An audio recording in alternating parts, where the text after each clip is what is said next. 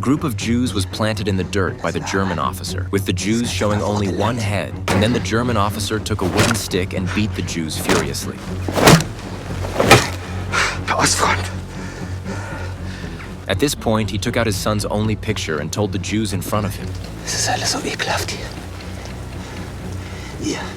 I thought that after venting his anger, the officer would quickly leave, but he suddenly thought of a more horrible way, and then he rode to the horse, and then stomped madly on the heads of the Jews. The Jews wailed and wailed instantly through the whole forest, and it was hard to imagine how painful this kind of death was. And this was only the tip of the iceberg in Auschwitz. Here every day there are countless Jews who are brutally killed. They must always maintain sufficient spirit, because once sick and lose labor, will be sent to the German army in the gas chamber collective treatment. However, this is known as the murder factory concentration camp. Every minute there will be 2 Jews die, and even a month's deaths more than 90,000 people. The highest officer in the concentration camp had to report the killing performance to the top every month. Once the number of Jews slaughtered was not enough, the superiors would immediately send a new candidate to take over the position. So the German officer was also under great pressure every day. They tried various methods of slaughter, however. The most efficient was still the incinerator and the gas chambers, and did not require too much cost. With the efficient cooperation of gas chambers and incinerators, 12,000 Jews could be easily massacred at one time. Through this brutal way, the Nazis completely turned the massacre into an assembly line project. Yet this was not enough for the Nazis who hated the Jews, and they would also research various graphic killings every day to make the Jews die even more painfully. However, a Jew named John recorded everything he saw in the concentration camps in a notebook. But just as he was about to plan his escape from the camps, the accident suddenly happened.